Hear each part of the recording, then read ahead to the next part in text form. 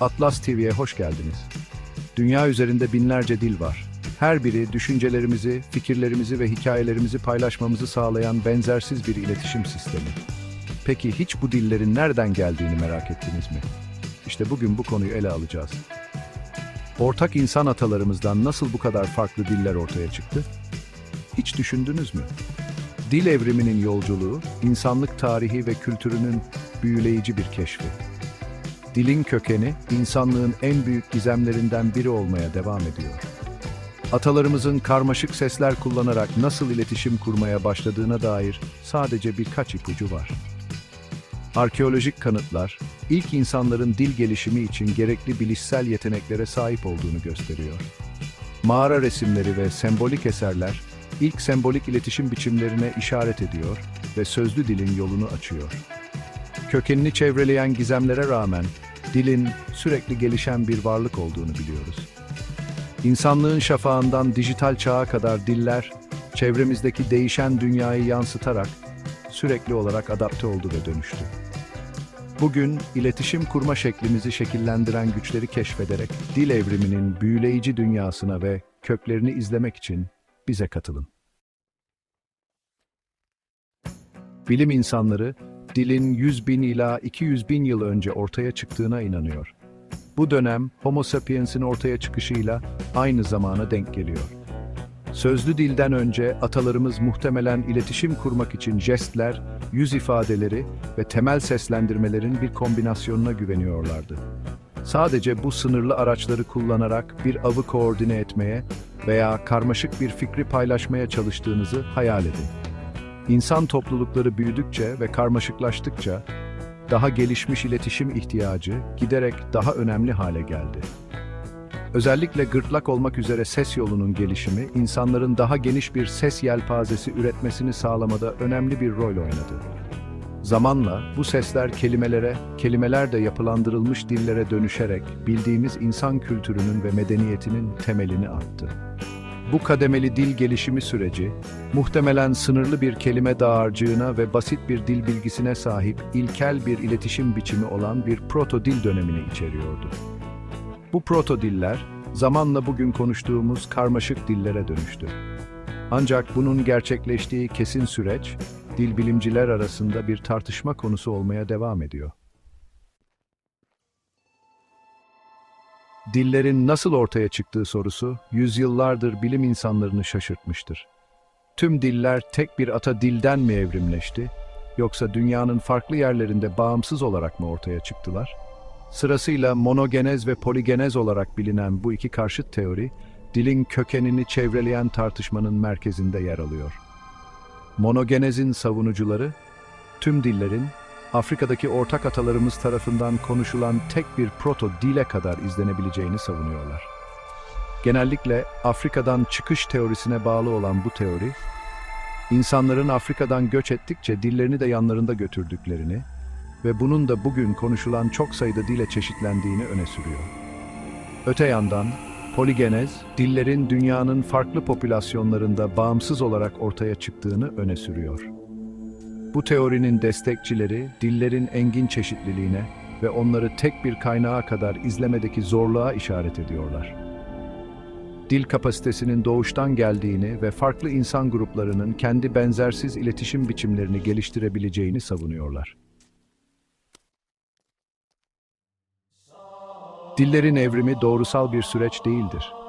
Diller sürekli olarak etkileşime girer, birbirlerini etkiler ve yeni diller doğurur.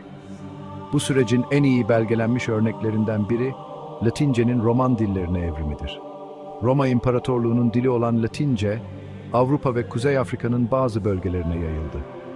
Roma İmparatorluğu'nun gerilemesiyle, farklı bölgelerde konuşulan Latince, yerel dillerden ve lehçelerden etkilenerek bağımsız olarak gelişti. Yüzyıllar boyunca bu bölgesel varyasyonlar birbirinden ayrıldı ve sonunda farklı dillere dönüştü. İspanyolca, Fransızca, İtalyanca, Portekizce, Rumence ve daha birçok dil. Roman dilleri, dillerin zaman içinde nasıl ayrıştığının açık bir örneğini sunar. Coğrafi ayrılık, siyasi sınırlar ve kültürel farklılıklar, tek bir dilin birden fazla farklı dile bölünmesine katkıda bulunur. Bu dil ayrışması süreci devam etmektedir ve bugün dünyanın çeşitli yerlerinde gözlemlenebilir. Tek bir dil içinde genellikle farklı lehçelere yol açan varyasyonlar ortaya çıkar. Lehçeler, telaffuz, kelime bilgisi ve dil bilgisi bakımından farklılık gösteren bir dilin bölgesel veya sosyal çeşitleridir. Kendi ülkenizde karşılaştığınız farklı aksanları ve lehçeleri düşünün. Bu varyasyonlar, konuşmacılarının coğrafi, kültürel ve sosyal çeşitliliğini yansıtarak dilin zenginliğini artırır. Coğrafi faktörler, lehçelerin gelişiminde önemli bir rol oynar. Dağlar, nehirler veya büyük mesafeler gibi fiziksel engeller toplulukları izole edebilir. Bu izolasyon, telaffuz kalıpları, kelime bilgisi ve grammar yapıları zamanla ayrıştıkça farklı lehçelerin gelişmesine yol açar. Örneğin Amerika Birleşik Devletleri'nin doğusundaki Appalachian lehçesi, bölgenin göreceli izolasyonu nedeniyle kendine özgü özelliklerini geliştirmiştir. Kültürel ve sosyal faktörler de lehçeleri şekillendirir. Farklı sosyal gruplar, meslekler veya yaş grupları kendi farklı konuşma biçimlerini geliştirebilirler. Örneğin gençler genellikle onları eski nesillerden ayıran argo ve jargon kullanırlar. Benzer şekilde tıp veya hukuk gibi belirli mesleklerin lehçelerinin bir parçası haline gelen özel kelime dağarcıkları vardır. Bugünün birbirine bağlı dünyasında teknoloji dilin evrimini hızla hızlandırıyor. İnternet, sosyal medya ve kısa mesajlaşma, iletişim için yeni yollar yarattı ve insanları dünya çapında sürekli bir dil akışına maruz bıraktı. Farklı lehçelere, argoya ve hatta emojilere sürekli maruz kalmak, konuşma ve yazma şeklimizi etkiliyor. Örneğin emojilerin yükselişi, iletişim kurma şeklimizde önemli bir değişikliği temsil ediyor. Bu küçük dijital simgeler, çevrimiçi iletişimin her yerde bulunan bir parçası haline geldi ve duyguları, fikirleri ve hatta karmaşık kavramları özlü ve görsel olarak çekici bir şekilde aktarıyor. Bazı dil bilimciler, emojilerin kendi başlarına bir dil olmadığını savunuyor. Fakat bu, iletişim kurma şeklimiz üzerindeki etkilerini de inkar edemez. Kısalığa ve rahatlığa vurgu yapan sosyal medya platformları da dildeki değişikliklere katkıda bulundu. Hashtagler, kısaltmalar ve internet argosu yaygınlaştı ve yazılı ve sözlü dil arasındaki çizgileri bulanıklaştırdı. Bazıları bu değişiklikleri dilin bozulması olarak görürken, diğerleri bunları iletişim kurma şeklimizin gelişen yollarına doğal adaptasyonlar olarak görüyor. Geleceğe baktığımızda insan merak etmeden edemiyor, dünya çapında konuşulan çok çeşitli dillere ne olacak? Gelişmeye ve çeşitlenmeye devam mı edecekler? Yoksa bazıları yok olup birkaç baskın dilin yerini mi alacak? Bu soruların cevapları belirsizliğini koruyor. Ancak bir şey açık, dilin geleceği, insan bağlantısının ve etkileşiminin geleceğiyle ayrılmaz bir şekilde bağlantılı. Küreselleşme ve İngilizce ve Mandarin gibi belirli dillerin baskınlığı, dil çeşitliliği için zorluklar oluşturuyor. Dünya çapındaki insanlar giderek artan bir şekilde sınırlar ötesi etkileşim kurup, iletişim kurdukça, daha küçük diller hayatta kalabilecek mi? Yoksa bugün var olan zengin dil yelpazesinin yerini, birkaç baskın dilin aldığı bir dil homojenleşmesine mi tanık olacağız? Bu zorluklara rağmen, dil çeşitliliğinin geleceği için umut var.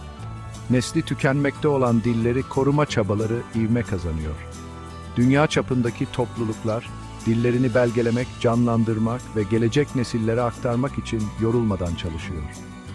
Her biri insan kültürünün ve tarihinin benzersiz bir ifadesi olan bu dillerin hayatta kalması, insan iletişiminin çeşitliliğini kutlama ve korumaya yönelik kolektif bağlılığımıza bağlıdır. Dilin geleceği bizim elimizde. Bugünkü videomuzun sonuna geldik. Buna benzer içerikler için kanalıma abone olup videolarımı beğenmeyi unutmayın. Hoşça kalın.